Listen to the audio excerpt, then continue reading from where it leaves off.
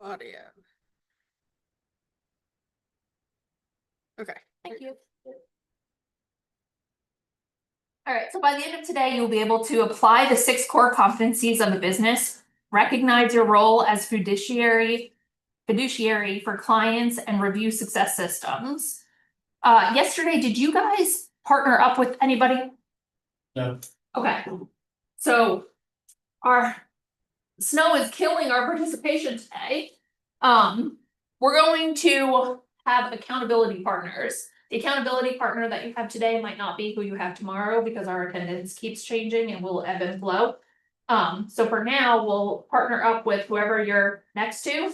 My partner's on her way. Okay. Yeah. So we'll be So there's fluid Okay. on the day. I don't know where Tara went. She was here.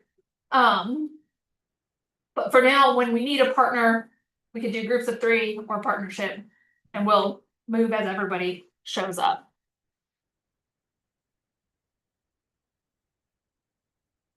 Here are the 6 core competencies of being a business, and you're going to be told multiple times to treat this like a business. This is going to be key to your success.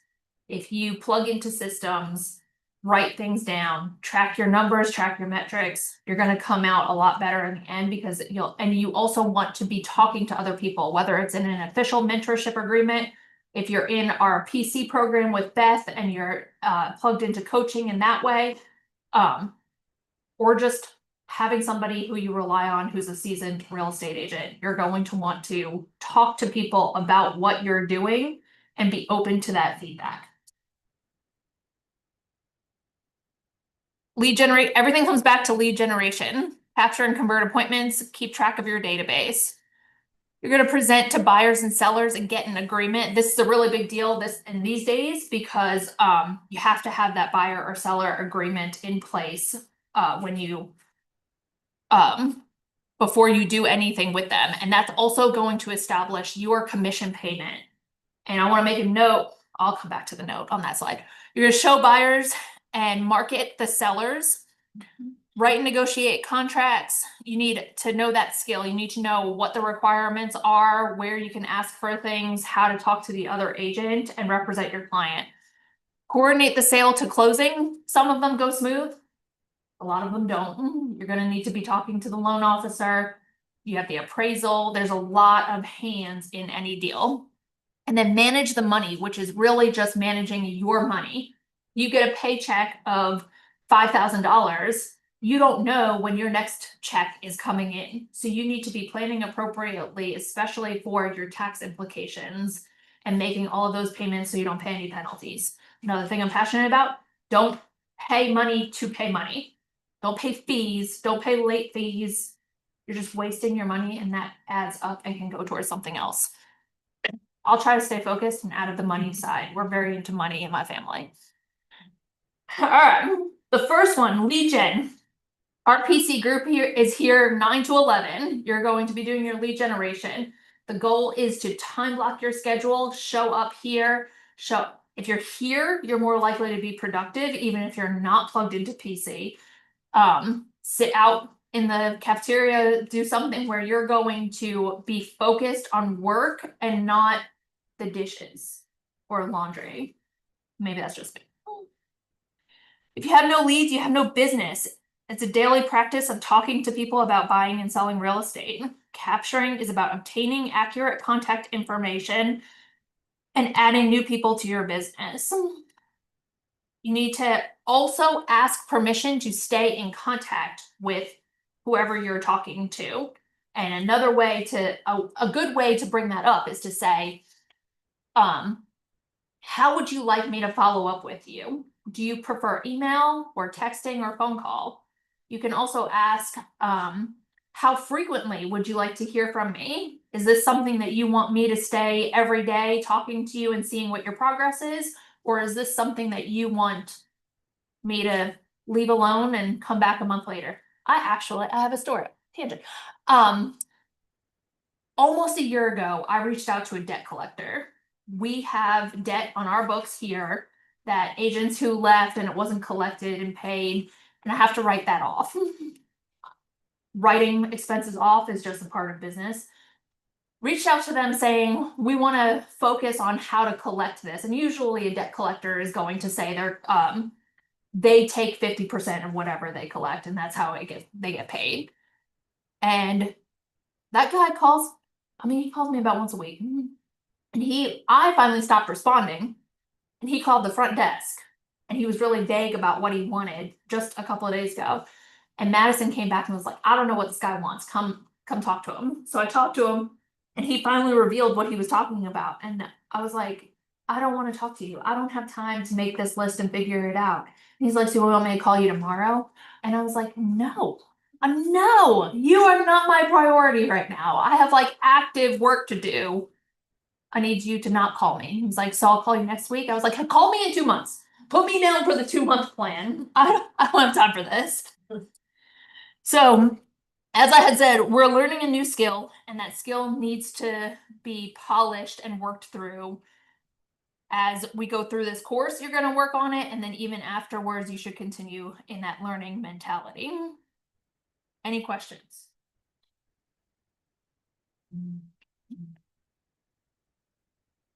Present to buyers and sellers and get agreements.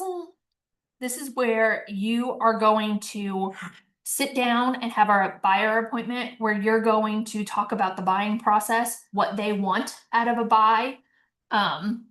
They may be interviewing multiple real estate agents to see who's the best fit. So you might want to let them talk for a while to get to know what their style is, and then they'll reveal a lot more to you. You'll want to know what their timeline of buying is, what their price point is, whether or not they're already pre-qualified. A lot of people probably don't know what they can afford. They don't know how to do that math. They don't know what the approval process is and what their debt to income ratio is. That's going to be a big decision maker in the process. For the sellers, you want to sit down and ask what their goals are, what their timeline is, where they're going. You want to get to know them, and they're going to want to know what you're going to do to market their property yourself. So you're probably going to go over your process and the steps it's going to take to get it listed, what they need to do to get it listed, and try to set realistic expectations of what the market around their house is doing and the timeline of how things are moving. On here, I want to note an issue that we come up across every once in a while. Fair housing is going to hit your table every day. And one way that it may creep in is if you are charging people different fees. So here we have a system, a compensation system where you get 70% of your commission that comes in until you're capped. And depending on what plan you're on, there's a plan that has a $3.99 transaction fee, and there's a plan that has a $75 transaction fee. As a best practice, we try to tell you to charge your buyer or seller a $3.99 fee, or there's complicated math, or a $4.25 fee. Some people have a $5.99 fee. There's somebody in here who has a $7.99 fee. Whatever the fee is, you need to stick to it. If I charge you $5.99 and I charge you $3.99 and somebody finds out, then you could be in a fair housing violation that you are not consistent in your fee structure. You could get away, because there's more fees on your end on the listing side, you could get away with saying some sort of business plan. I charge my listings $7.99 and I charge my buyers $3.99. So you could break it down to that level if you wanted to, as long as you are consistently applying that. But if it's like, if you charge like $4.99 this year, and the next year you charge $5.99, it's gonna be a problem? No, because you have a defensible argument on why you made that change. Their cost of goods is going up. Your cost to get listing pictures has changed. That's defensible. So you just want to have that business plan that sets your own expectations, so that if anybody does question it, you can come back and say, this is what I did. How we doing? Okay.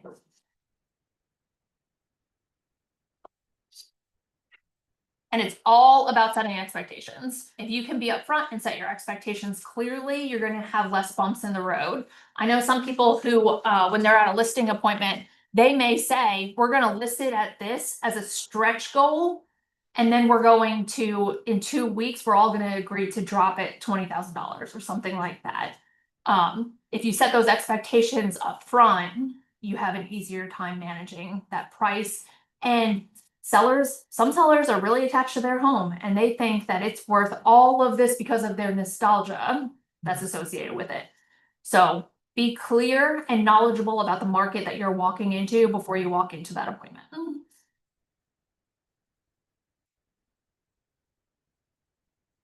Next one is showing buyers and marketing listings.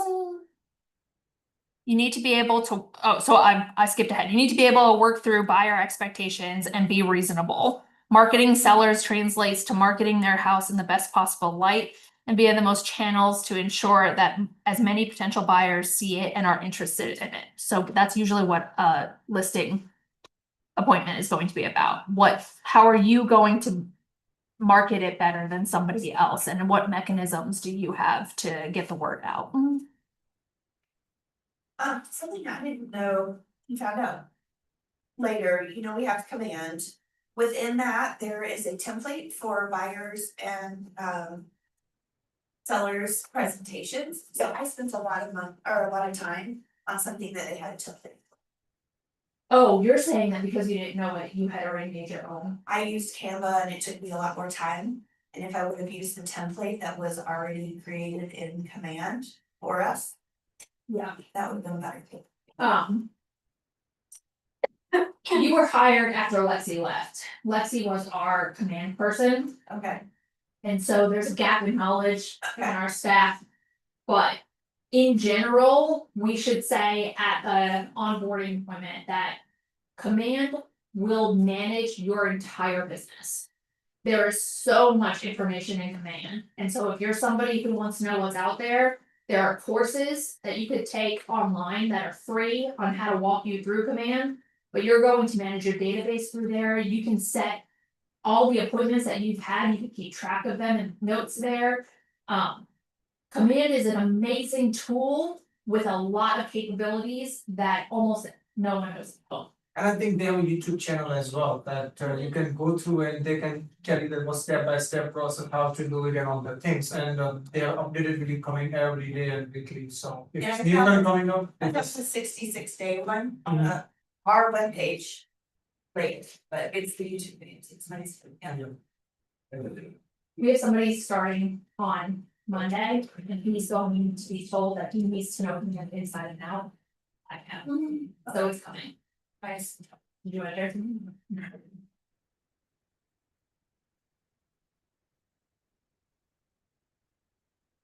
write and negotiate contracts.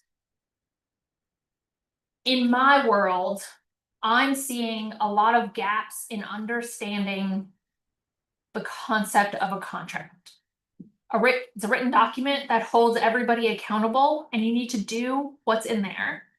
You can adjust the contract through the amendment process where like maybe there was a delay in appraisal because bad weather delayed when the appraiser could get out there. You can do an addendum that changes the deadline of that. But if the deadline was yesterday and or if the deadline is today and it's a snowstorm, you're not going to get your appraiser out there today to end the report back. So you should amend that end date because if the end date expires, that contract is technically no longer available. Escrow. If the contract says Keller Williams Commonwealth is going to hold $500 in escrow, as soon as you get that last signature in a ratified contract, you have 72 hours to get me that money. If I don't get that money, you could be sued for not executing what the contract said. In some cases, it won't matter because the deal will go through. Nobody will be any wiser that the money never showed up. But if something goes wrong and we're not holding that money and the buyer won't fork over the money, you have a lawsuit on your hands. So understand that when you're writing that contract, those words have meaning and you will be held accountable for them in the event something goes downhill. On top of that, you need to be able to negotiate. That home inspection is gonna come in and your buyer is going to say, well, I want that fixed. And the seller's gonna say, we lived here for 30 years and we didn't fix it, we're not gonna fix it. So you need to be able to work on that skill where you're going to negotiate and find a win-win situation at the end of it. Any questions? And I have sat through plenty of little pop-ins from agents where they're like, I just need to bounce this idea off of someone. And it's usually the home inspection. I have one example that I would like to understand. So I already have one property that needs to be rented out. And I contacted to the another property management because, I'm a realtor. The property is not in Lexington, it's far from Lexington, so I reached out to the property management company. They sent me the contract. They mentioned that if you planning to sell this property in a future, in certain couple of months or something like that, you need to list this property with us with a 3% commission. And I told her, I was like, I'm a realtor, I can sell by myself, I don't need your help. So can you remove the clause? And she said that the clause will be on the contract, but we can already add another line stating that you are the realtor or something like that. But I was like, that doesn't mean that I cannot list this property with you. So what do you, understanding your perspective on that? I would find another property management company. Got it. If they're not willing to work with you, so everybody has their boilerplate. And I had a property manager in Lexington where I did this. They had their boilerplate and we went to the owner and said, I'm not paying you all these fees. They wanted, our example was, they wanted 10% management fee per month, which is standard. Yeah. And then anytime they had a maintenance call, they would receive the bill from the company that performed the maintenance and then add a 10% surcharge for having to get that bill out. And I was like, no, that's what I pay the monthly fee for. That's right. So I'm not gonna pay you on top of that. So we struck through the line and everyone initialed it from both sides of the party. So if you have a good property management company who knows what they're doing, they're gonna be flexible on it. Right. If you have somebody who's not willing to budge on that negotiation, then they can hold you to that contract if you sign it. Right. Don't accept verbal confirmations on anything, get Yeah. everything in writing. Yeah. Get everybody's signatures where you need it to be. Because like if push. you add my name as a real doesn't means that it's not like stating that I cannot list this property with them, Right, so. yeah, and if they're, sometimes the person you're talking to doesn't know the world and how it really works, they're just there to execute the paper. And they Yeah, don't know what the words actually mean on it. that's right, So you may be able to escalate it to somebody else and say, hey, I'd really like to use you, but this is a non-starter because I'm licensed. that's right, And they may say, oh, no big deal. Because what are the odds that your rental property that is cash flowing, that you're gonna be interested in listing? that's right. It's probably low, so this probably won't become an issue. Mhm. But you wanna make sure, the other thing you wanna make sure is that there's nothing in there that says, even if 3 months after you cancel our contract, you still need to use us. Usually there's some sort of clause in there about that one Yes. too. Yeah. But yes, if it's in writing, they can hold you to it. That's right. Don't agree. Yeah. Hi, Julie. How you doing? Welcome. I'm glad you made it safe. It's not nice out there. Our drive, I called the beach. We have been running, but Renee knew you were coming. I texted her, I said, I'm coming, I'm gonna be late. You can text me too.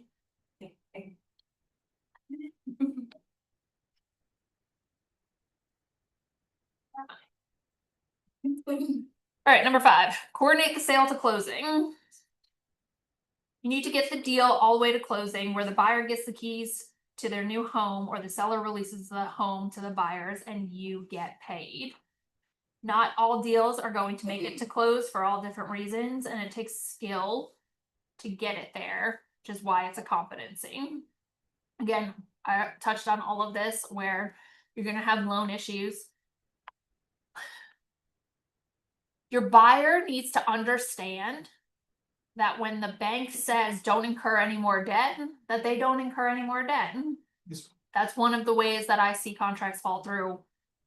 It's probably in the top 3 reasons, because financing fell through because the buyer went out and was like, well, I opened this new credit card to get new furniture for the house. Don't do that.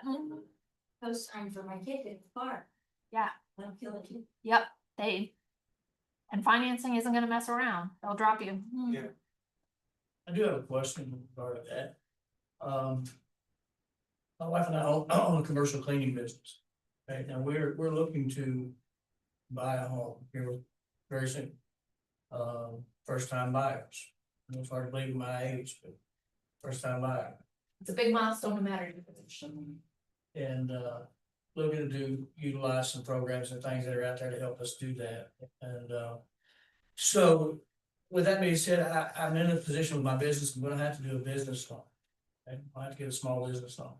How will that affect my personal loan or ability to get pre-approved to buy a home with my signature and or both of our signatures on a small business loan? It completely agrees on the lender's requirements, your credit score, and how that affects your debt to income ratio.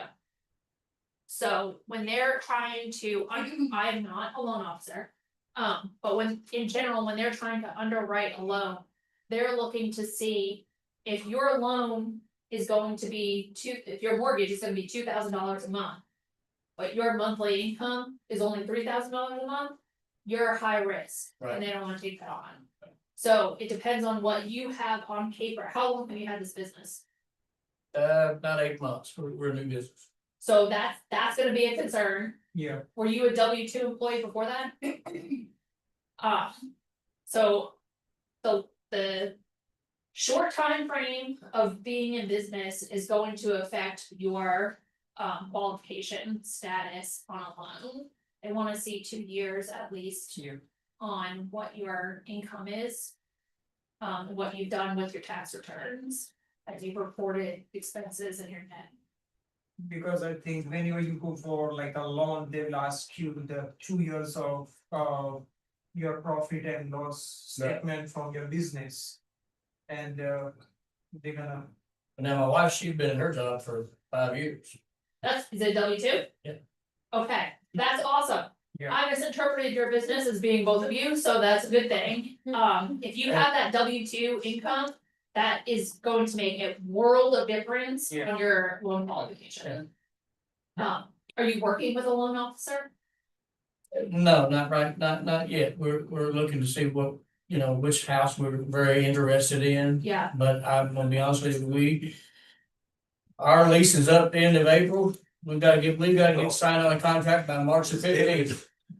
David and Dana, I listen to them all day long. Dana's right outside my Yeah, office Dana over is. here. They will tell you what you need just based on, they'll help you fill out an application. And they'll be able to see like, okay, you have this revolving credit payment that's too high. They'll be able to give you those indicators to make a change in the next 30 to 60 days to get you to the point of being able to purchase.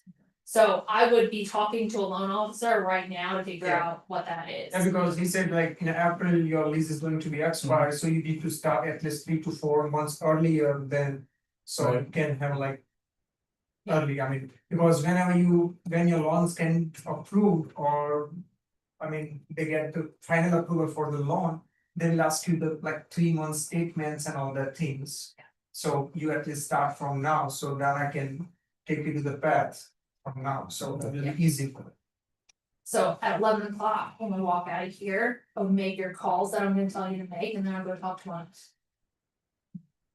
But they'll break it down and they'll be able to see any gaps and tell you how to fill it in, and they'll be realistic on what your time frame is for qualification.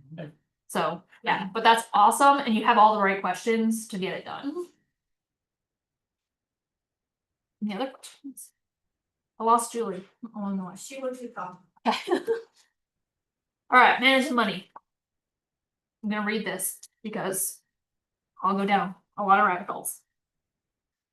You already learned from day one that the paycheck you get upon closing is not to be put in your pocket and spent. There will be expenses to pay and the ever-present taxes that must be saved for and paid every quarter. There is a KWU course about profitability and agent financials that is usually offered. Actually, I looked this up and the tab is open on my computer and I didn't read it. But there are courses that KW will offer that will tell you how to manage your financials.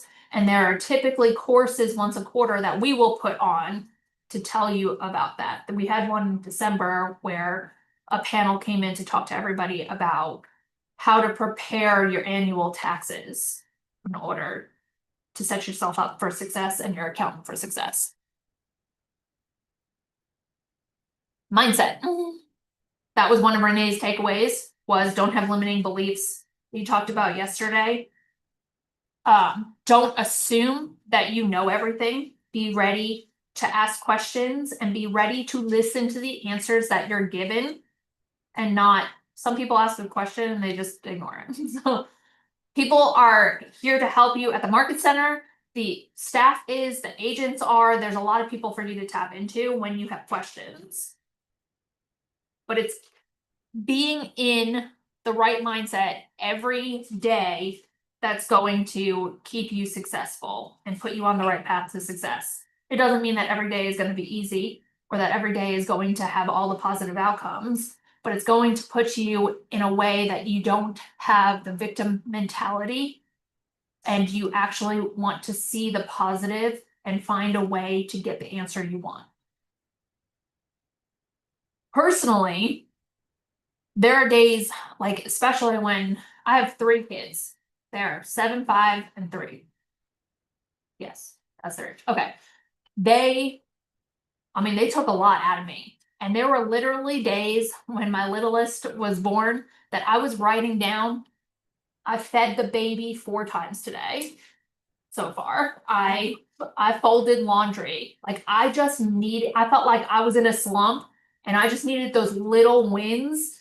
So even if it's as small as folding laundry, and it's not related to your business, but it's something that got you moving, that's a win. So write it down and focus on that. It's the same thing we're going to talk about throughout this whole course, is knowing your numbers and following your metrics and making sure you're hitting your goals. And when you're not hitting your goals, you're figuring out what to do to make further progress in that area. Tara is going to be a huge proponent of numbers, and she would love to sit down with everybody and talk about your business, how it's going, and where there are gaps in what you're doing. And she will light a fire under you in a matter of a second. And you'll be like, yes, I need to go do that because Tara said so. So you want to know your numbers and you want to be able to report out on them and graph them and focus on them the whole time that you're in business. The other mindset is keeping a service mentality. You're there to serve your client, whether it's selling their home, helping them buy a home. You're going to be there to contribute to their lives and have a direct impact. Usually buying a house is the most expensive thing somebody's going to do. And some people find it so commonplace that they don't realize the financial implications and how huge it is. But you need to make that payment every month if you have that mortgage. And that's probably going to be the most expensive bill that comes across your table monthly. So people really need to be nurtured in that sense. And you getting to know your clients and having the right mindset while getting to know them is going to be productive in their lives and make a huge difference. Yeah, you used a quote that really helped me. Yeah. Been some other coaching things I've been in. People don't care how much you know until they know how much you care. Mm-hmm. And when you care, they'll stick with you. Yeah. If you walk into a buyer appointment and you just sit down and say, your requirements are unrealistic. There's no way you're gonna find a 4-bedroom, 2-bathroom house for under 500,000 in this zip code. So, I'm gonna show you these properties over here. You're not gonna get anywhere with that. But if you get to know them, you talk to them, understand their needs, then you can work on massaging their expectations and shifting where they need to be. But if you don't take the time to build that relationship, then they're not gonna listen to you, They need emotional touch. right? Without being, the husband needs to work on this. Um, You can't just tell me to not do something, because I'm just gonna do it more. Understand where I'm coming from, and then provide constructive suggestions along the way. Take every opportunity to educate the people in your personal, professional, and social life about what you do and how you can help them. That's how you're going to get referrals. You want to build your database, massage your database, and then be there to answer questions while politely letting people, giving little gentle reminders that you're a filter.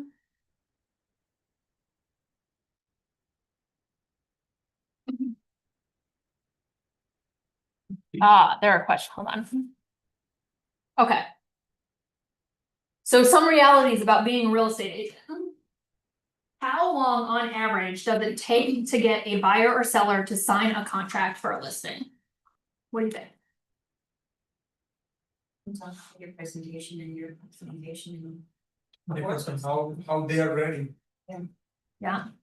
Has anybody here been contacted by somebody who says, I wanna buy a house, but we're looking like a year from now?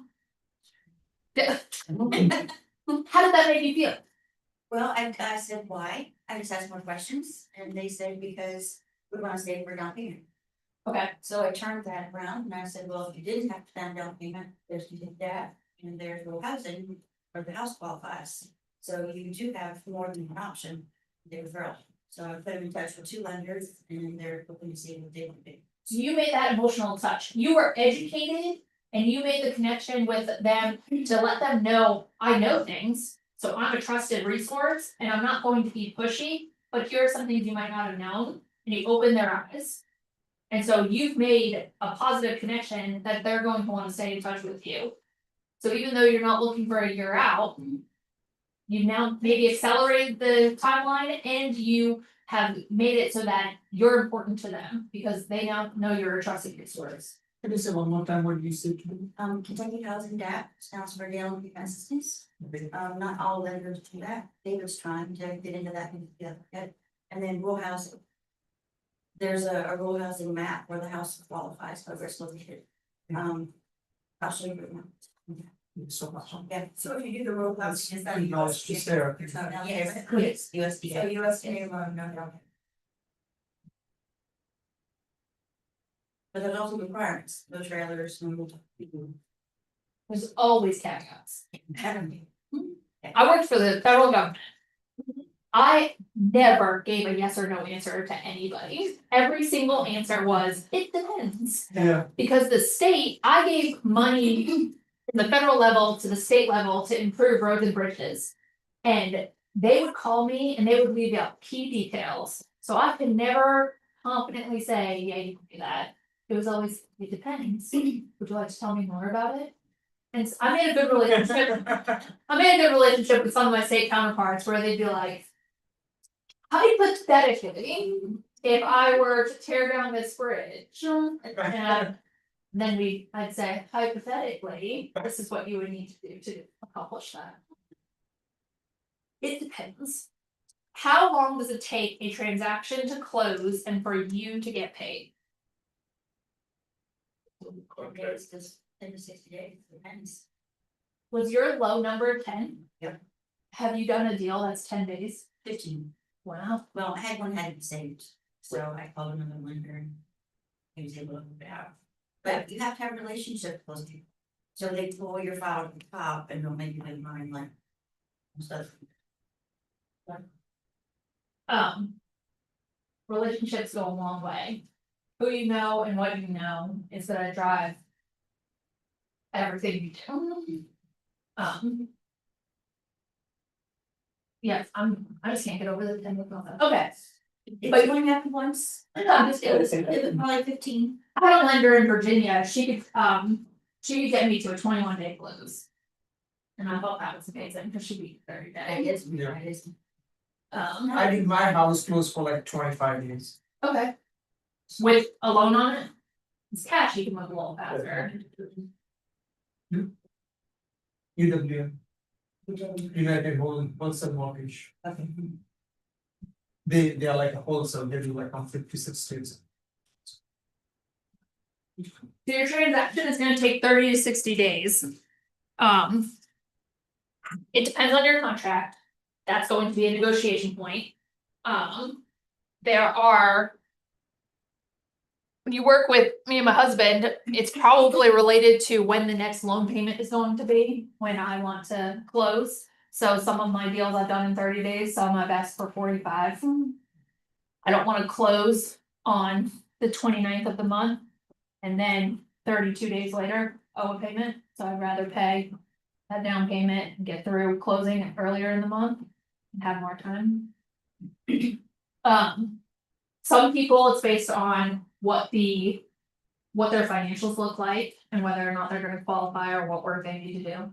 So you need to be aware of all of those type of things.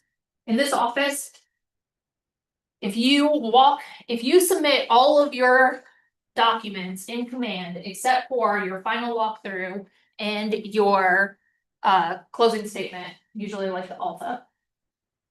If you submit all of those ahead of time, get them approved, and you walk in here with the settlement statement in hand and the check in hand, I will pay you tomorrow. Remember that. People don't remember that, and that's a big deal Yes, ma'am. that I can turn around the payment, but you have to have all of your paperwork in order to get that. Which is my last question. How quickly do you want to get paid? I'll pay you the next day. To achieve your highest potential, these 6 core competencies must be done consistently and done well.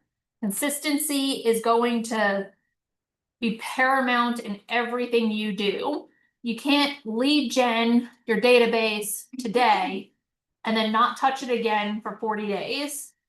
All of those leads have gone cold. They've found if you did initiate a conversation where somebody was like, oh yeah, I am thinking about listing, and then you don't follow up with them for another 2 months, that house is already gone. Somebody else has already listed it because you planted that seed. So be consistent. Any ahas out of what we've talked about so far, or any questions?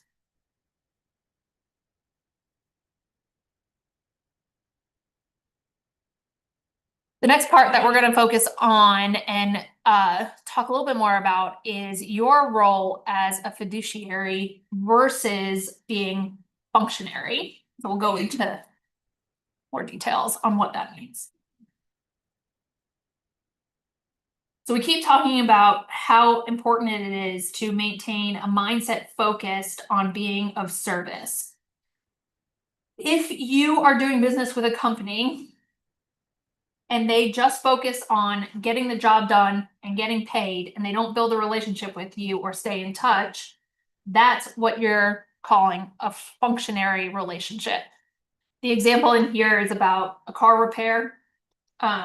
My brain went to home inspector. If you have a home inspector who comes in, walks around the house, writes up his report and says, I'll send you the report later, and doesn't talk to you, you're not going to feel great about that report when it comes in later. And you might have questions, but you're not going to be in a position where you feel like you can follow up and ask questions.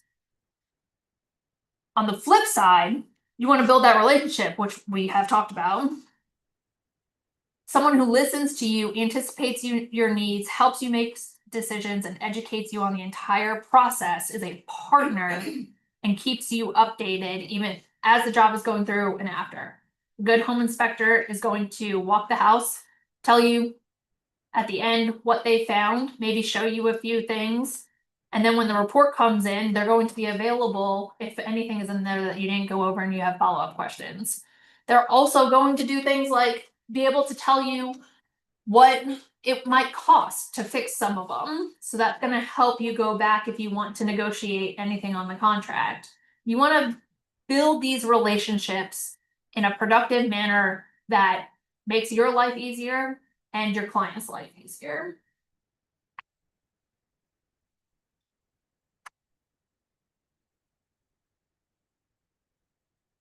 Has anybody in here read Millionaire Real Estate Agent? I started but not finished yet. Bits and pieces. It's worth it. It's amazing, and it's Yeah. what is? Podcast. Oh, the podcast? Yeah. I'm not in a phase of podcasting. I have very loud children. I don't know how people do it with kids at home. Audio files as well. What'd you say? Audio files. Audio files? Well, the book is all about the mentality. And it's teaching you how to set up systems that are going to help your business grow. And if you master those systems and have the right mentality, you're on your way to becoming that millionaire real estate agent. And we have them here in this office. We have plenty of people who are doing 60+ transactions in a year. Even 1 or 2 per month is going to make the world of difference in your life.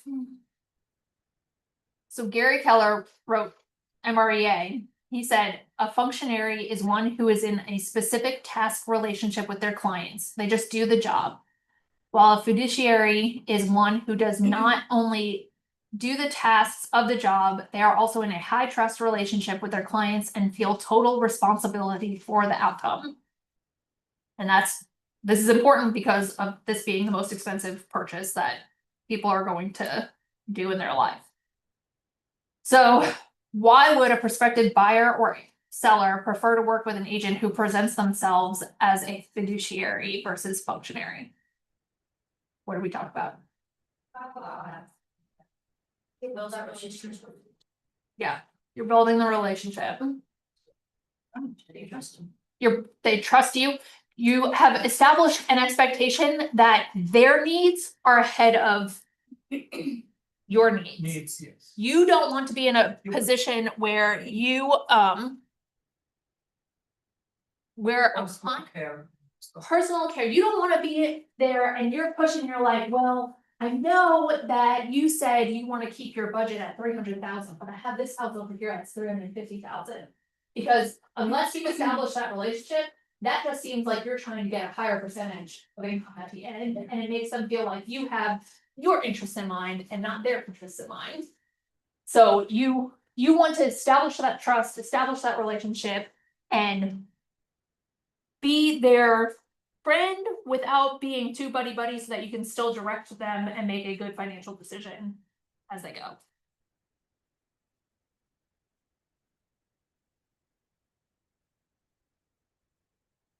Correct.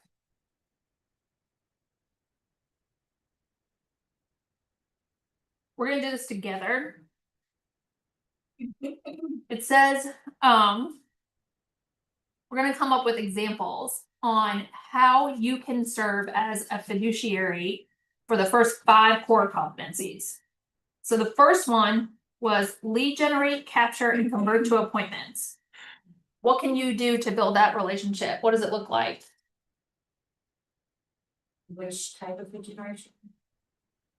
Or, If you're working in a fiduciary role instead of a functionary role, and you're in the lead gen process, going through so you're anticipating the needs. You're looking at, you're making that connection on what created the expired listing.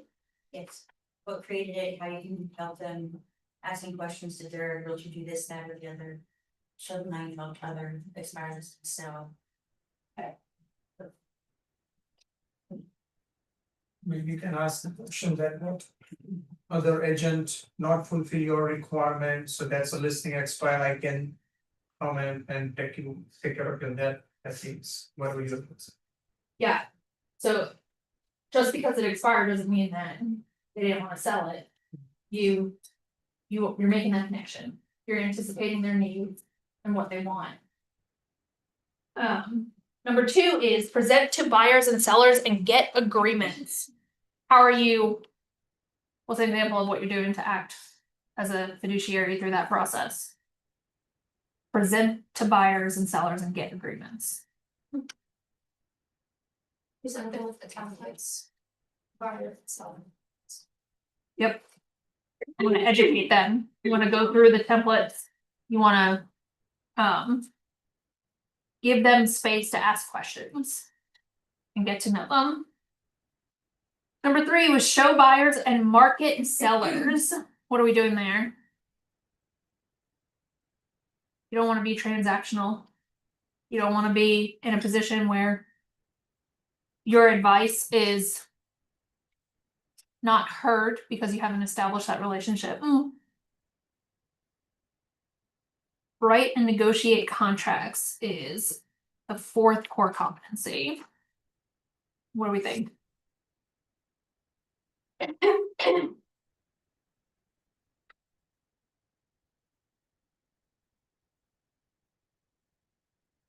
Yeah, what their needs are, before you start writing in terms, all the sellers. Find out what they're looking for, so when you write the contract, you can write your contract. For your buyers offer to be with exactly the sellers are looking for. Yep. Other than this. Right, you're using sound judgment. You're negotiating to get the best results for your client. And calling the seller's agent, a lot of agents don't do that. And What, making that- really? Yeah. Making that relationship with listing agent. Yeah. Is a big deal. Yeah. Because if he has 3 offers and you only talk to one of you, he's gonna trust you more. Yeah. Sometimes they give you some extra clues that Yeah, that many help, things you're not supposed to know. that little bit. That helps. Okay. That's good to know. Work. I'm surprised, I thought calling and saying like, I have an offer coming in, I thought that was just Yeah, SOP. what are they looking for, other than price, how soon do they need to move, are they in a contract for another house already? That's great. And the 5th core competency that we're gonna go over here is coordinate the sale to closing. What can you do to show you've built that relationship in that process?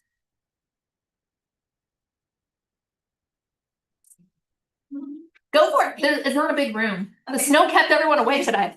Well, I guess if they're just like what I said before, you know, if one party's moving when they have to close, where are they closed, and try to coordinate at the same location, so they're driving across town between closings. Yep. Just kind of everything meshed in them.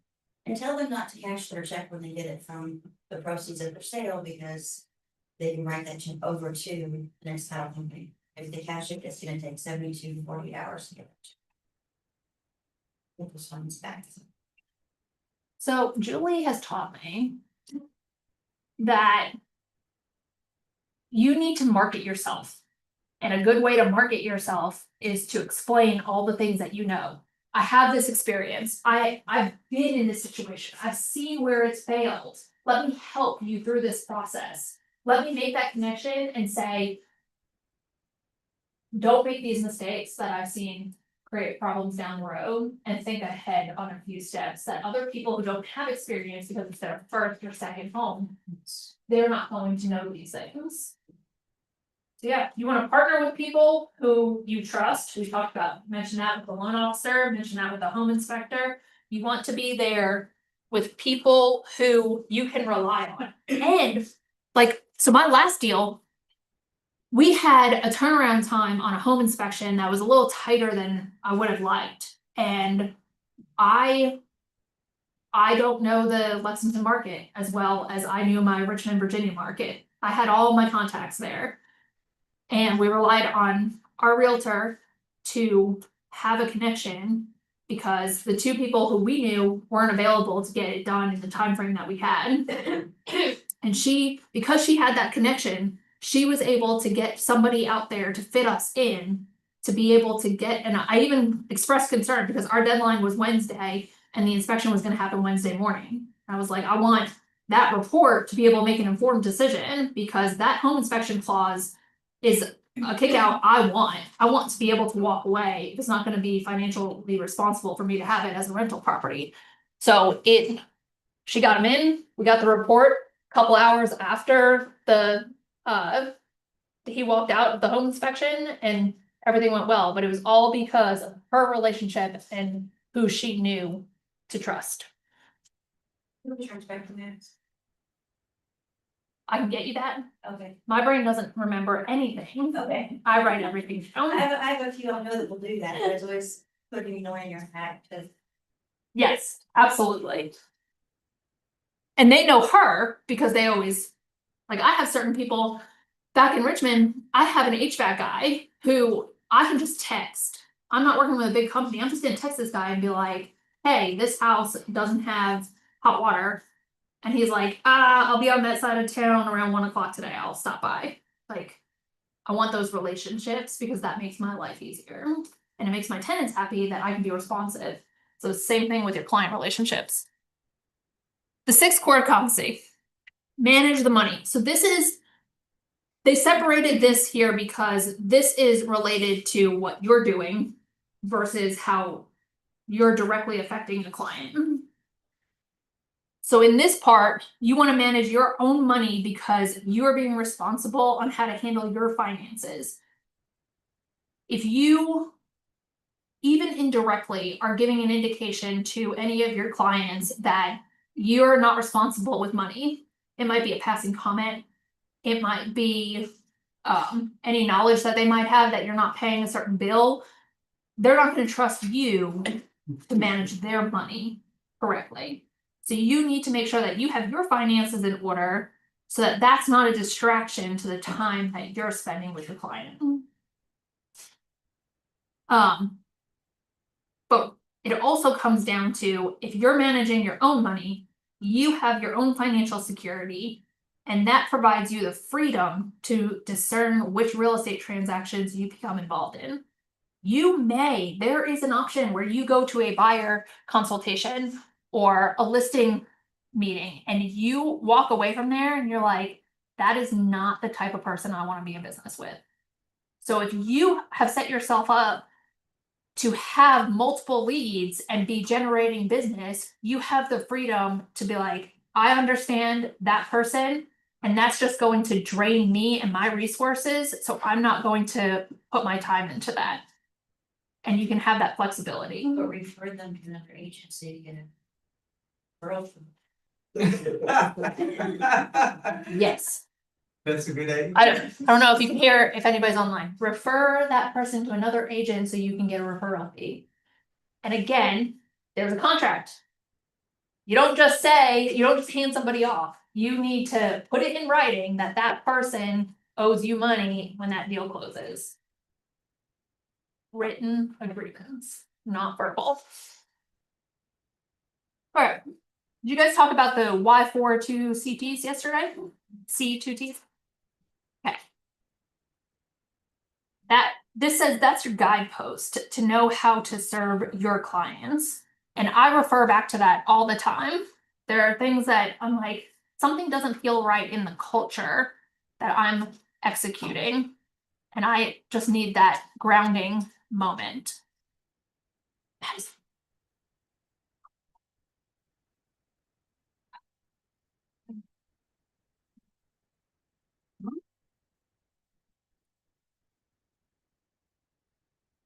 All right, what? I need a battery in a very battery. Now, do we want to keep moving, or does somebody want a potty break? Keep going. All right, next section is about daily success systems. You need to get yourself into the habit of lead generating, and then you need to get yourself into the habit of all of the follow through that comes with that. Nothing else about your business will have as big an impact on it as the number of leads you have. You can't generate business if you're not talking to anybody and finding out what they do. Again, in the NREA, it says, what you have to embrace is the fact that the number of qualified leads you have that will either grow your business, keep your business, or put you out of business. Nothing else about your business will have as big an impact on it as the number of leads you have.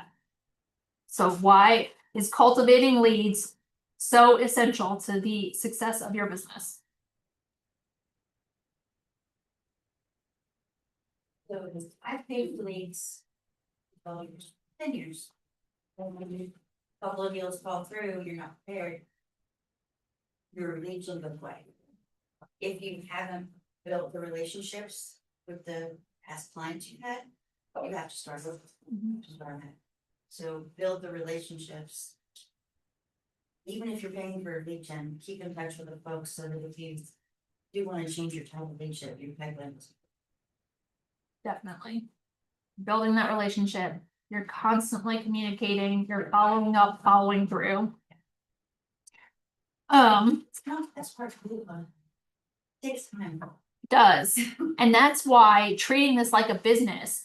One of our other offices, I'm sure Tara went over this, we have 4 offices under the core group. One of our other offices has somebody who posted on Facebook a couple days ago, and I was like, thank you for the perfect timing and for content.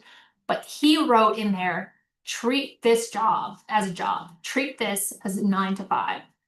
Because if you show up at 9 and you do your 2 hours of lead generation and you time block your schedule and you create those relationships and foster those relationships, then you're going to be successful.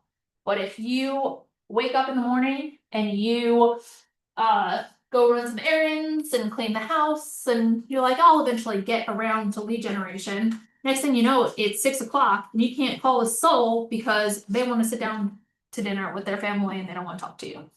So if you're not making it a priority for yourself, you can't expect other people to make it a priority to answer your call.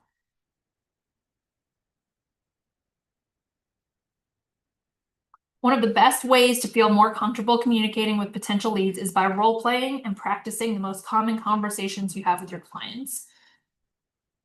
It's imperative to have an accountability system in place to support your consistency in lead generation and lead follow-up. Renee, in PC, do you come in every day at 9 o'clock? And do you feel that that is holding you accountable? Do you have somebody who is going to ask where you were if you weren't here? But no. No, Beth's not gonna call you and say, where are you? Oh, yes, Beth is gonna call, yes, So- I'm not here. So somebody's going to pay attention. And there are people, I had an agent, he was here all the time and suddenly he stopped showing up. And so I texted him and was like, hey, I haven't seen you in a while, what's going on? And it turned out that his daughter went into preterm labor and he had been managing that all this time. So now I can help him where he didn't have to reach out for help. And it also gave him the knowledge that somebody cared, somebody wanted to be there and help. So it's the same thing with your clients. You're like, hey, I thought we had a meeting to come back and talk about this. You're gonna follow up and they're gonna be like, oh yeah, life got in the way, this, and this. Everybody has life that's happening around them. But they're going to feel that somebody cared and that they mattered. And they're going to trust you for that. I'm taking a meal today in my farm. And this will be the second time I've taken meals to people in my farm. And the last one, it didn't work out, but they wanted to list their house and it didn't work, but had I not taken that meal to their house. Yeah. I took chicken pot pies from Costco. The big ones. They are delicious. I feel like anything you get at Costco, somebody's gonna feel you really cared that you brought them that.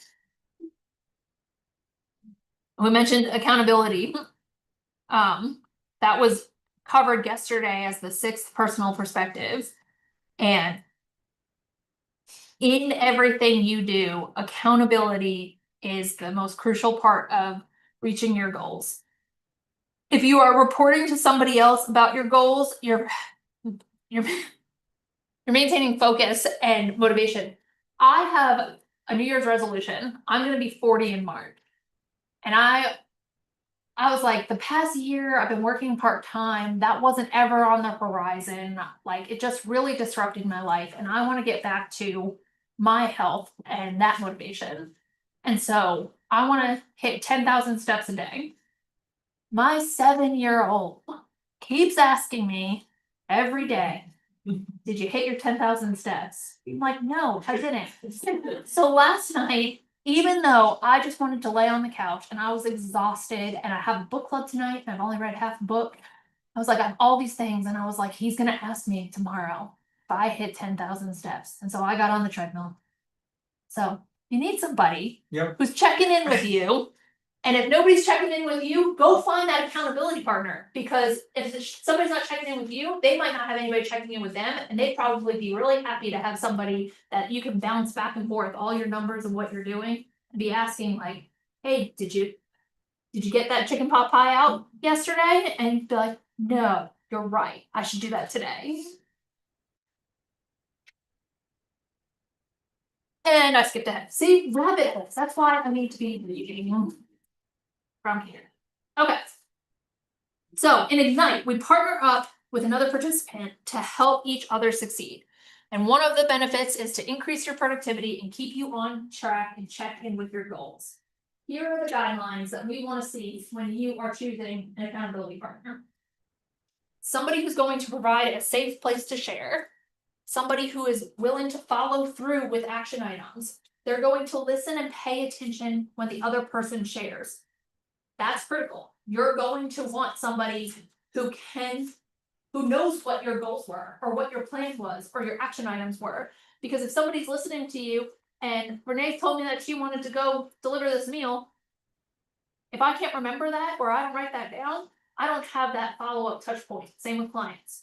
You want to write things down that they know. Tristan, in his phone, under everybody's contacts, this was way more advanced than I was ready for when he showed me this. But under everybody's contact that he has in his phone, he uses, I'm gonna say this wrong, so let's see. There's a notes section. Yeah. And he keeps notes there. I was like, that's incredibly smart. Because I keep notes in the notes app, and then I can't find the notes that I took to remember. My friend, well, I've known her for 15 years. I cannot tell you what her sister's name is. I wrote it down in a note somewhere because I was tired of continually forgetting about it. But I can never find the note because you would need to know the name to look it up in your notes. So that was really cool. Highly suggest that. It's, that was pretty good. Yeah. Most people are attached to beats more emotionally, so if you that's how people show. Right. And if somebody says like we were working on celebrating a birthday party and then or a birthday in 2 weeks, you can be like, hey, how'd the birthday party go? Yeah, holy shit. Did so and so have fun in it? Like yeah. Okay. Set a frequency of checking in with each other. I mentioned that at the beginning. You can follow up with people who you make that initial contact with and say, how often would you like me to check in with you? Dig deep to find out why you do the things you do. Respect each other and the process. You need to be able to listen and provide constructive and active listening feedback. If somebody says, I want to go buy a Honda, you're like, I hate Hondas. That person's not gonna talk to you anymore about anything because you're like, you just shut them down and you didn't care what they like. If they're looking to go buy a new Honda, they probably really like it. And you should ask, oh, what makes you want that car? What are the features that you like in it? Create a commitment and stick to it. That's being careful. Be open to receiving feedback, give specific feedback, and have each other's best interest in mind. So we're gonna choose an accountability partner. Look around the room. You can pick somebody who's right next to you.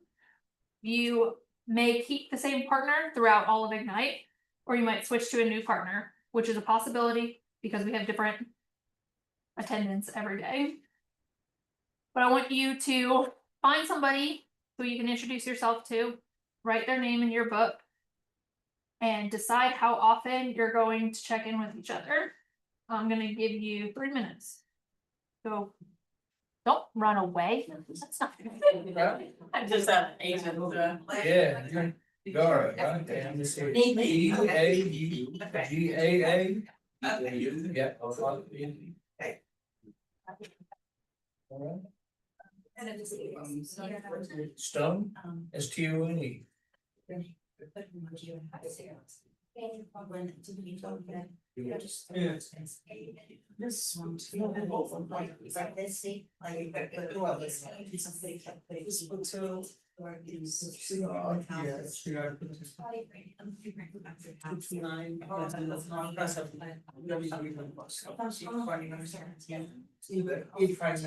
Just give me. At some point. So, what do we wanna do? We wanna do. All right, 9-859. 10 people's day, did you do your? 585. Is that what 5003. And what's your name? Don't. Don't.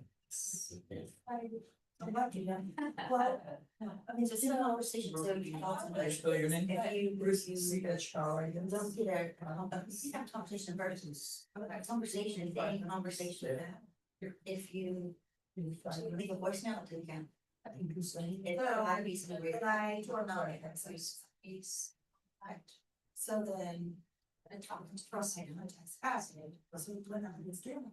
I'm going to listen about 35 people a week. That's insane. But now, this week, last week, I'm making. But.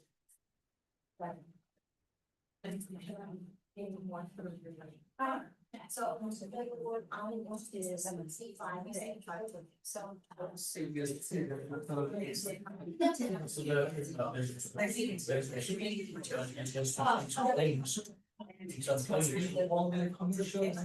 Like promise anything like that.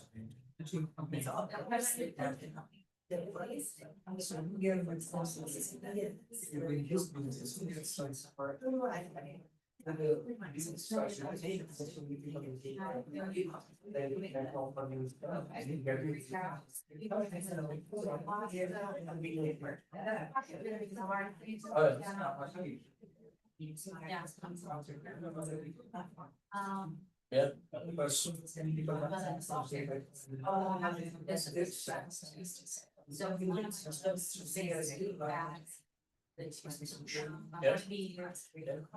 That's the goal. We're gonna want to come in and do that. But we haven't been doing, you know. Really federal job, the goal is to. Yeah.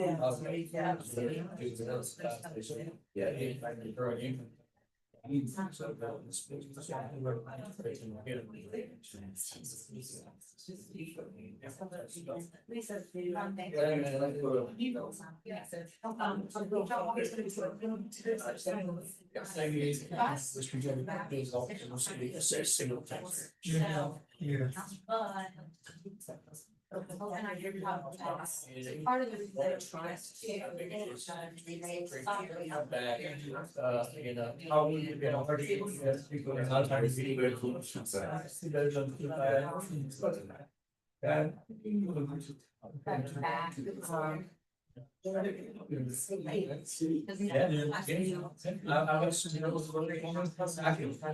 I was, you know, I started getting, I was 60 years old, I can't crawl around behind these stones. You should start. And just. Oh, yeah. So. We're absolutely.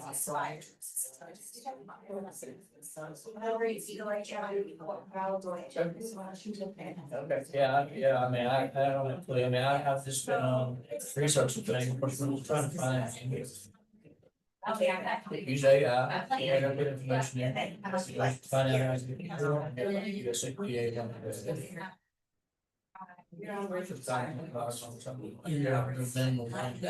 to get it. I have like one friend here. Who's like.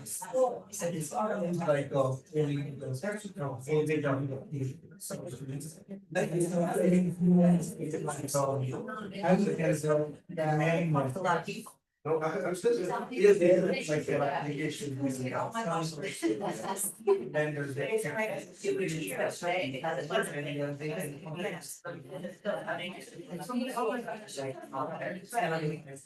That's so bad. Sign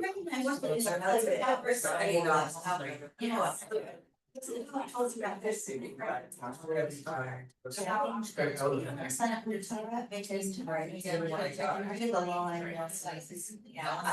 the line, down line. It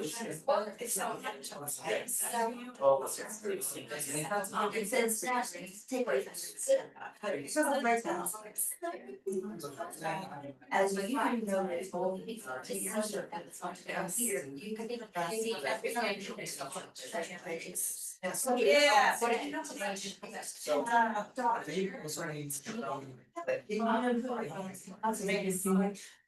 Jesse Kirk.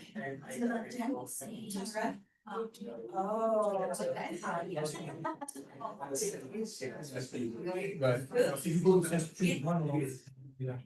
She'll have the rest of us. Just. But you're right. Let's start with my guy, I think we said. Yes, she did. Terry likes it, yeah, Adrian likes it, he's lovely, like, he's lovely. And all that. Yeah, like I said, I've been there. I have this. Again, the long last before me, but that's what we shot. Just go and start. And whatever problems, so I was completely done. Yes, it's. I will go for. Safe words. So again, help issue, so yes, just give me. Oh, yeah, And I mean, I'll our lease, that's, and then.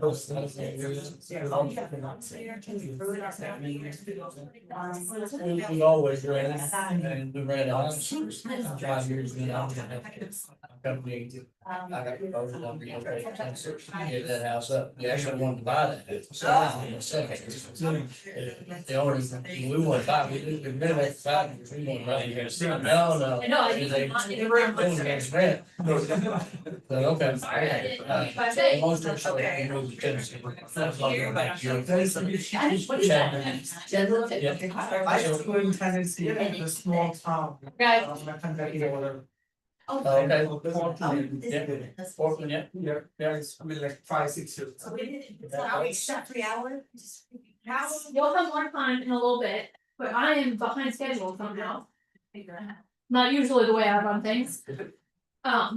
Okay, I love all the conversations I was hearing, that was really cool. I appreciate everybody participating and talking about it and coming up with a plan. Amazing, super exciting. Go. Okay, no. So each time you check in with your accountability partner, ask, how did you do? How do you feel about that? Did you have an opportunity for improvement? How will you address those opportunities? What were your wins? How will you celebrate your wins? You will not celebrate your wins by going out and buying a luxury vehicle. You will not celebrate your win by having an $800 spa day. We all good here? Can we say something? Look at the big picture. But you'll see in these questions that I just read out, they're all focused on the positive. Even when we use the word opportunity, because we're trying to frame everything in the positive light. Because if you just focus on the negative, you're going to spiral. So you can say, here was a lesson learned, but you're going to acknowledge that you learned that lesson and how you're going to address it in the future. Even if it means you're going to come in here and ask if there's a course you could go to or whatever you can do to learn something. With your accountability partners, you're going to role play conversations every day. Some will agree to talk in the morning. You're going to set up a time. That's part of your time blocking, is how you're going to connect and what time you're going to connect. Thank you. Yesterday, did you guys talk about the Ford questions? Yep. Mhm. Yeah, she said. Yeah. So that's how you're making your connection with people. You're gonna ask about their family, their occupation, recreation, dreams, FORD. I've talked about my kids 100 times already this morning. If you want me to start talking, I am not somebody who is going to open up very easily. But if you ask me a question, I will tell you my life story from where that question started when I was 7. And a lot of people want to talk about themselves. A lot of people are going to be interested to be like, look at this accomplishment that my kid did, or something like that. And that's going to give you something to follow up on. We're gonna go into forward in more detail. Put one in my notes. Your success system tracker. You're going to focus on and record. You're writing numbers down. You're paying attention to what you've done. Because you will see, I have all these examples with my kids. My son, as a baby, was a very sick baby, and he was a lot different than my first 2. And you get you like that. You think you know parenting, and then the third one comes along and is 100% different. And he was not sleeping. And I was like, I know this. I know what to do, and I think I'm doing it. So I started reporting. This is the time he went to sleep. This is the number of hours he was asleep for. This is the time he woke up. Here's the number. Here's the number of time, the amount of time he was awake for. And I would watch it all week long. And at the end of the week, I could see. I thought I was only keeping him awake for 3 hours, but I was really hitting the 3.5 hour mark, and that was creating my upset. If I had written that down, I thought I was doing the right thing. When I was counting my daughter, how much calories she consume a day. Yeah. You have these numbers. So if you're writing down your daily success system, and at the end of the week, you're like, I just don't feel like my business is growing, and you look back at your numbers and you say, wait a minute, this week I only had 3 conversations. You're going to be upset about that. You're gonna be like, that's where I went wrong. And now you have a way to move forward and make a different decision for the next week. If you're not tracking it, you're not going to be able to know what's really happening, because your brain is going to convince you whatever you want to know. That's why we keep the positive mentality. That's why we pay attention to what we're doing, and we track what we're doing when we're doing it, so that we have data points to adjust. It also helps having this written down for your accountability partner or your coach or anybody who you're talking to. I am not KWU certified, but if you would like to leave a review, you can take a QR code of that. I have no reviews. This is not my job.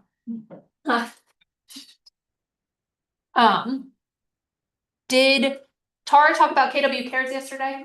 Yes. So the next slide is about KW Cares and how to get involved. KW has a goal of 100% transactional given.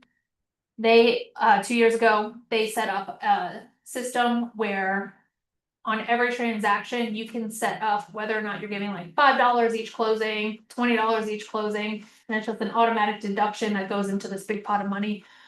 Just in my year here, I've seen 3 KW Cares needs where people fell ill, or they had a family member who fell ill, and they were able to tap into these funds. We used KW Cares for the London Somerset tornado.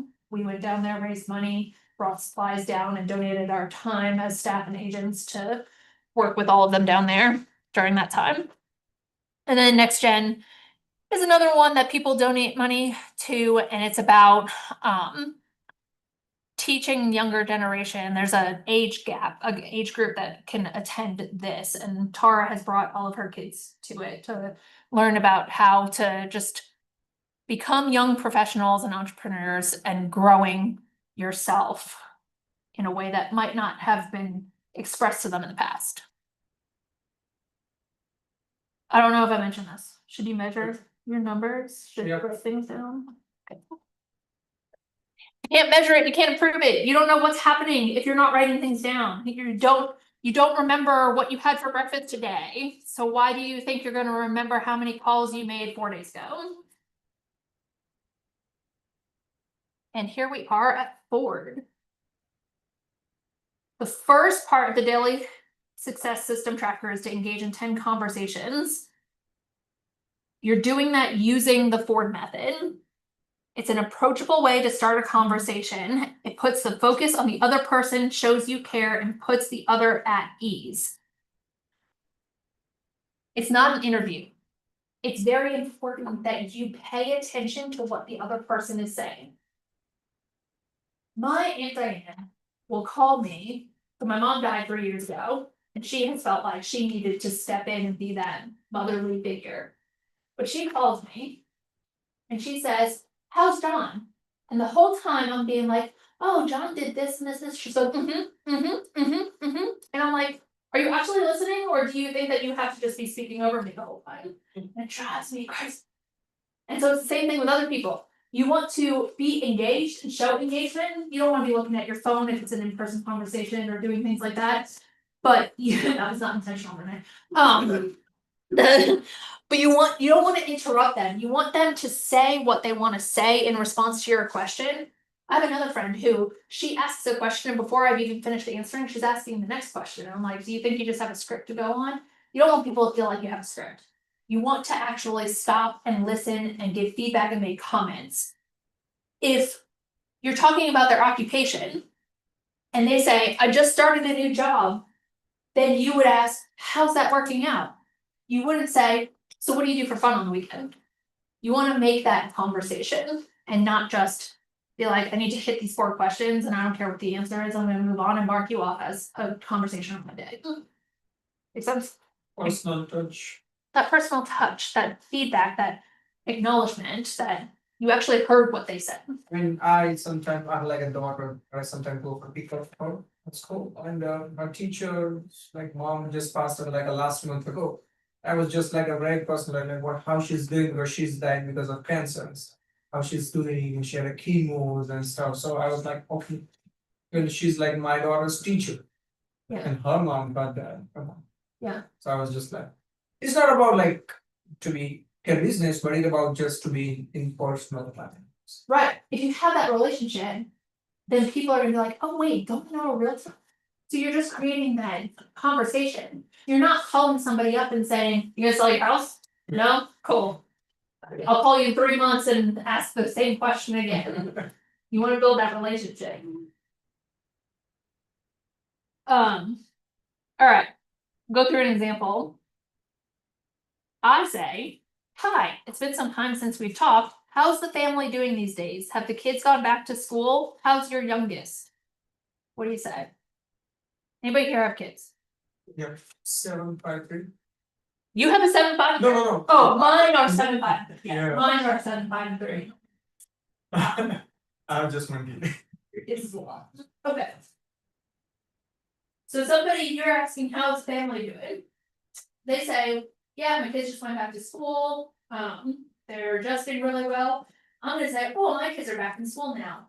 We're happy we're all healthy. Where are you working now? Are you at home or are you back in an office?" My husband worked for the government longer than I did, and he was part of this whole year of layoffs that was going on. So it amazes me when somebody, I can tell when somebody works in a people-based service industry, because like I just had this last weekend, somebody came up to him and was like, "Yeah, don't you work for the Forest Service?"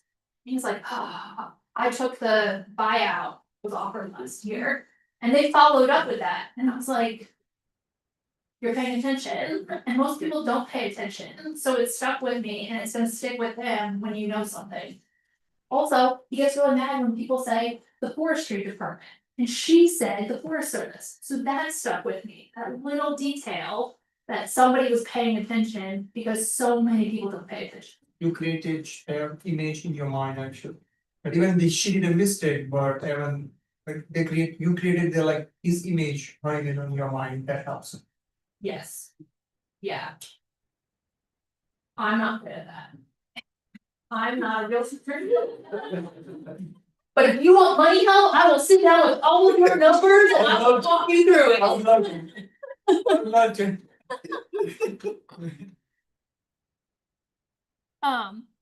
Handwritten notes, we were just talking about the handwritten notes. It's a lost art. People aren't doing it. If you write somebody a note or you mail them a letter, they're gonna notice it.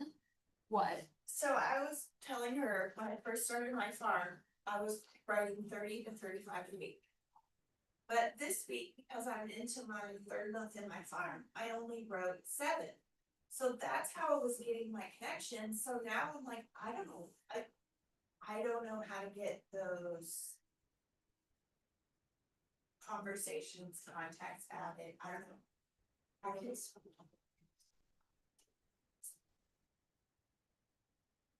You could just awkwardly go stand in a grocery store and ask people about the beans that they're About what? the beans that they're picking up. That's a question for Beth. Yeah. That's the one who's gonna know the details about your database. I just know you need to have one. And you need to talk to people. Well, you have birthday cards, you find out all these people have birthdays. I have, so call and tell one of them, just, you have to go, no, I don't, you have their address for me. Oh, so You get a phone number, Face- somebody knock on the door so you can follow up, and then call them up in my database, you know, or the about. Yeah, white pages will go in there. It will or bad, the first months. Oh, you know, not always, but the right one. Forewarn, yep, the forewarning. I had a realtor find me, and I still am not sure how. I have a rental in Winchester, and my beautiful tenants left and just threw all their garbage on the front lawn. And we knew about it, we did know it happened, but we weren't expecting that when we drove by, so we had to make a plan to come back, because those 3 little kids are in the way of picking up people's trash. So we had to make plans to come back. I had a realtor call me, and I just happened to answer the phone. And she was like, hey, I'm listing a house 2 doors down from you. And the seller is worried about your trash being in the front yard of pictures of the neighborhood. PBA. The PBA in Winchester has my phone number on it. Clark County will tell her who's there, and then I'll just use forewarn. I bet you she used forewarn to find me. But I was like, this was impressive effort. Good job. I don't remember who it was, but. Certainly not everyone knows that, because I've been in some neighborhoods that have some really nice houses that we're interested in, but the junk around them. And we don't wanna live around this.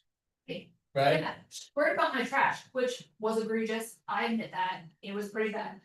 But the house next door to me either has a refrigerator or a washing machine in the front yard like it all has, so I hope you heard. Hold them too. Really? Yeah. Well, not that was there, and I use that house as an example on why we have an HOA. In my neighborhood, and people are like, we don't need an HOA, I'm like, drive down this block. Well, there's also ordinances here in Lexington too, if your grass is not mowed and you have junk in the driveway and stuff. You'll get a nice little letter saying you need to get cleaned up or you're gonna get fined. I haven't experienced that here, I've definitely experienced that in Richmond, Virginia had cracked down a while ago, and I started getting a lot of like, your weeds are too high type things from the tenants, and so. I'd follow up on that, but promise I'm a good landlord, I'm a very reasonable person, but you gotta cut your I grass. just listed your rentals. There would be the amount of people coming to town. So not to toot my own horn, No, you don't have any. but my tenants stay. They like me, I do have to increase.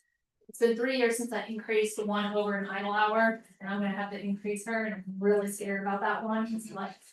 How often you increase? How often you? My goal is, my overall goal is $50 every 2 years. COVID really screwed me because my costs went up a lot. My cash flow on one house in Virginia is negative. But I have a portfolio where I can manage that.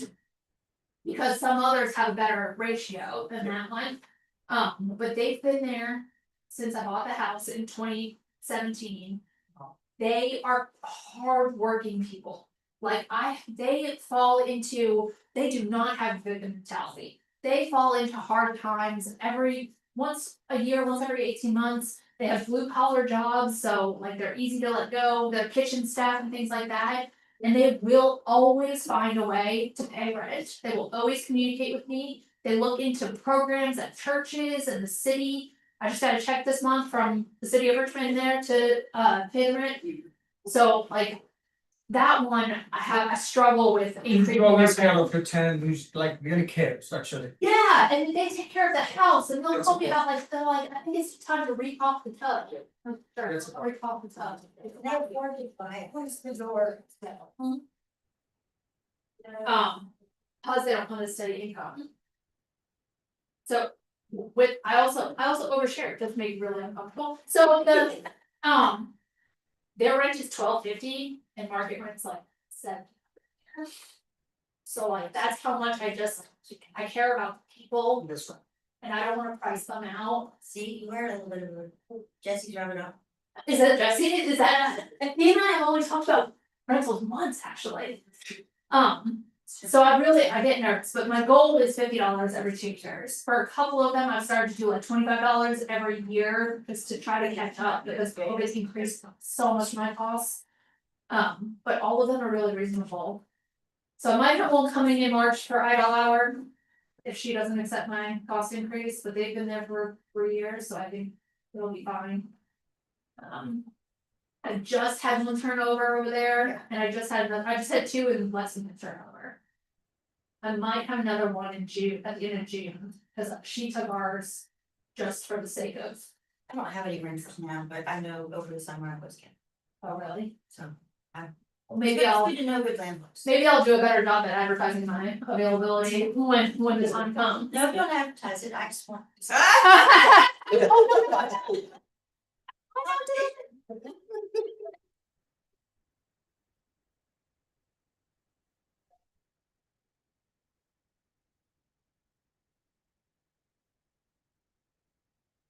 Hold on, I knocked over all of this.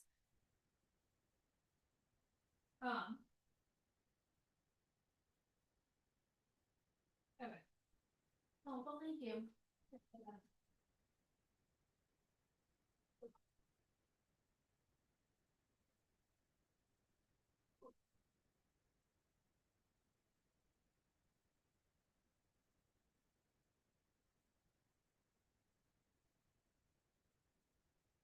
Okay, your daily success tracker, that's what we're talking about.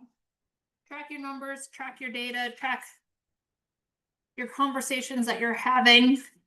There will be more conversations throughout Ignite on how to do this in detail. This is really like the overview time for the course for a lot of this week, just to get you introduced to these topics, and then we'll dive deeper as the weeks go on. And you have all different trainers, so everybody's gonna do something a little different, and some people are super energetic, so that'll be fun. Explain the 10.1 social media, she talked about it briefly. 10 guidelines on social media? No, 10.1 social media engagement. I don't know. You know what it is? No, not heard of it. Is it in it? What's on our daily? Daily success? success, She said something like you have to do something to 10 to something. It's not like 10 and people you know, people you don't know. She said if we don't click on people's things, then we won't show up in their algorithm. Oh, yeah, 10 is it. So do we like 10 likes, 10 likes, 5 something? I think it's the comments. Maybe, and then maybe one post. That's probably what it is. Okay. You can schedule out posts. Again, this technology is not where you wanna come to me, but I know that you can. And so you might just take a day and just record a whole bunch of things and schedule them out. Anjana, I think does that. So I would tap into your social media people, like Ashley Spencer, she's really into social media right now, she was talking a lot about it last week with the ALC. She had. So I see her around office. She was here last week a whole bunch. This week, yesterday, she was supposed to be here for the ALC summit, but she had training for bluegrass. Eric?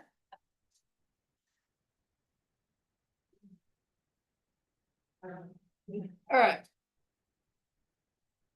We got like 10 minutes. Keep going.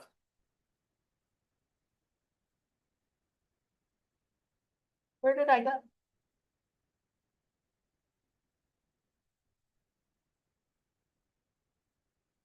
Oh, this is just talking about how command will do everything for you.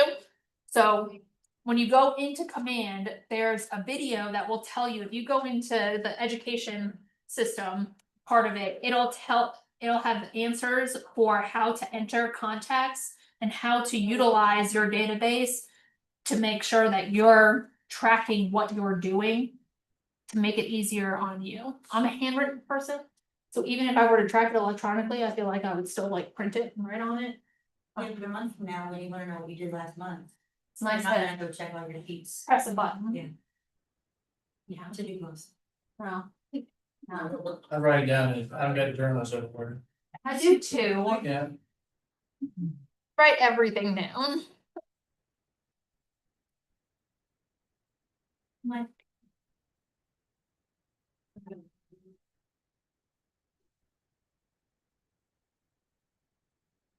Alright. So the way Ignite works is there's the first half of Ignite is the instruction each day, and then the second half is your activity. You should stay here and do your activity every day, because being here will keep you productive. But we're not going to reconvene to discuss it. Tomorrow morning, we'll start with. Is that tomorrow? Bo is tomorrow, and he should start with today with. How did your lead generation go? What did you accomplish? Instead of me bringing you back in here in an hour and a half to do that. So. What we work on with your accountability partners is role play conversations. Prepare a call list. Role play in the real world, make contact and have conversations with as many people as possible, and then update your database with the information gathered from your conversations and follow through, be consistent. These are your daily success habits that we'll practice every day.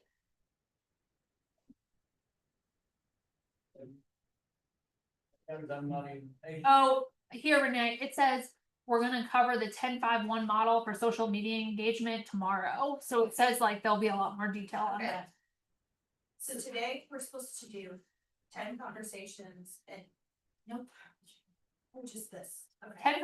You're gonna do 10 conversations with people who you know and are in your database. 10 contacts added to your database, which includes their name, phone, and address. 10 handwritten notes to express gratitude or let people know you're in real estate and appreciate referrals. Utilize the 10-5-1 model and other enrichment offered at the end of each session. So, But it looks like our homework is on 2.17.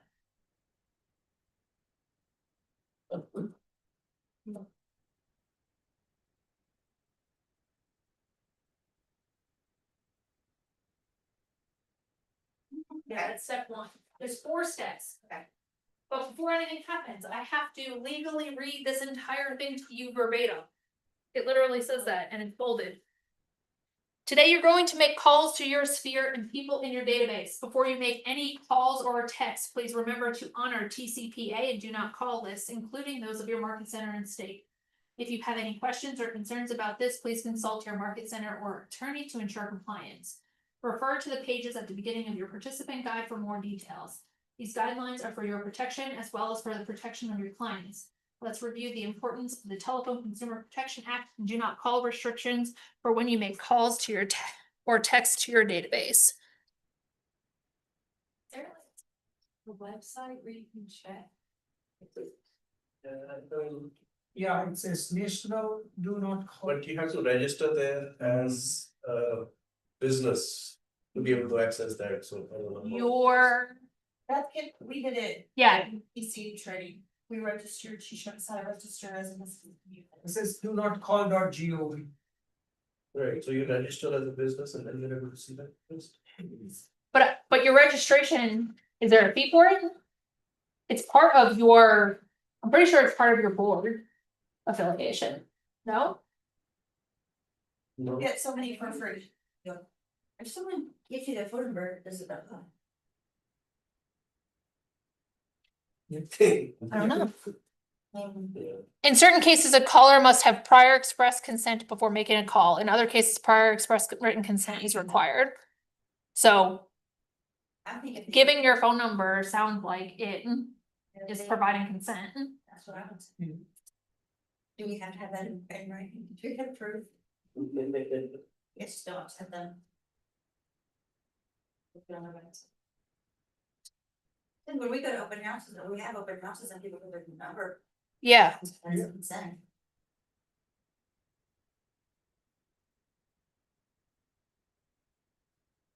That is a Bo or DeAndre question to make sure you're definitely not in compliance and you don't get fined, because I don't know the details of do not call. But I see your point.